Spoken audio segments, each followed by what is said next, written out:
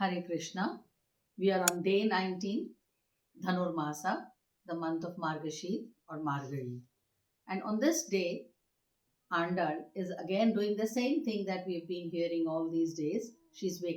First she's woken up, then she's waking her friends up, and now she's knocking the door of Mahalakshmi, that is the mother goddess, to attain Krishna, the Lord, the supreme being. So here in this particular 19th Pasuram or 19th Stotra, the esoteric meaning behind this stotra is all about Madhurya Bhakti. So she brings that sweetness in her tone when she's talking to Mother Goddess, and she's also showing her possessiveness towards Krishna. So she represents as an individual soul, and as an individual soul, she takes the responsibility of awakening others with her. And in that collective consciousness, she reaches Napinai, or the goddess, or the Mahalakshmi. And to her, she puts a request to wake up Krishna. And she's also revealing the deep, intimate relationship between the devotee and Krishna, and the union between the devotee and Krishna. So there she says, Krishna is your beloved, Mother Goddess Mahalakshmi. We know that Krishna is your beloved, but Krishna is equally our beloved also. He is your protector, but he is our protector also. So she emphasizes that relationship with Krishna in equal to Mother Goddess, and she takes that authority to communicate her connection with Krishna, but all in that sweetness, in that melodiousness, and in that humbleness and humility, and in that confidence also. And she says that, if you have accessibility with Krishna, because you're holding him, so do we have.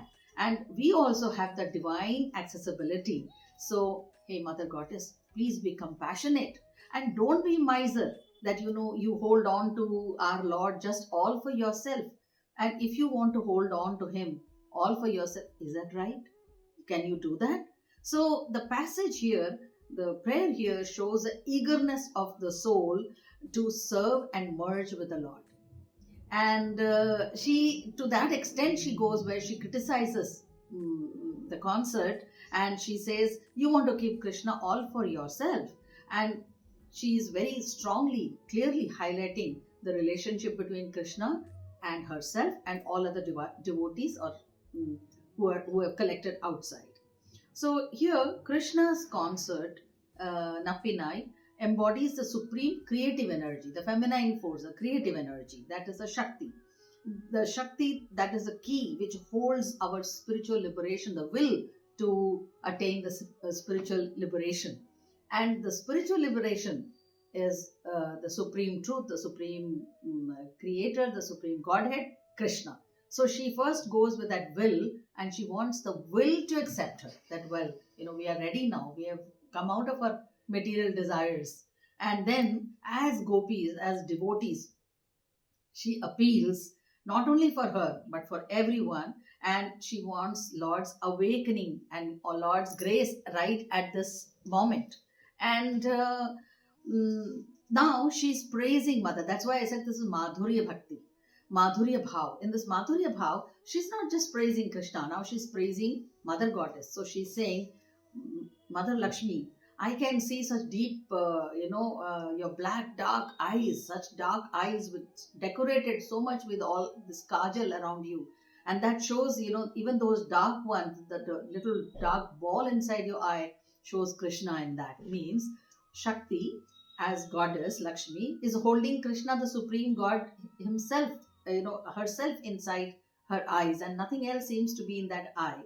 And that also symbolizes the soul's constant contemplation of the divine. Do I want to become like her, where I hold Krishna all in my eyes and nothing else? So that represents the seeing God, the power to see God in everything, everywhere around.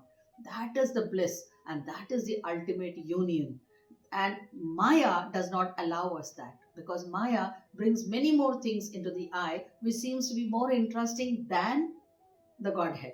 Whereas here, she is awakened to that stage where she says, the way Krishna is sitting inside your dark eyes, so is my eye looking only for Krishna's grace.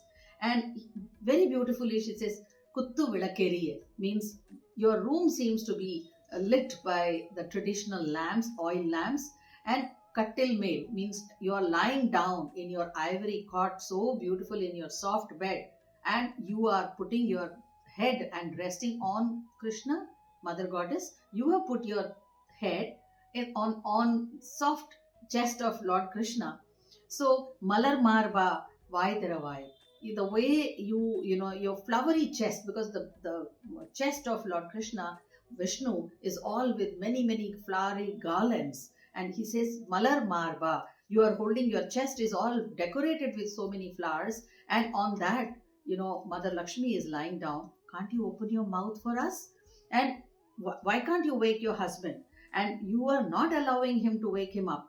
So if you can't bear that little separation, then how can we bear that separation, that we are away from him for generations, for lives, for many lifetimes? So we want that beautiful connection, we want that togetherness with him. So in a very playful demand and a very bhakti bhav, she is communicating the attention of Krishna through Mother Goddess, highlighting the bhakti, the deep bhakti, the devotion.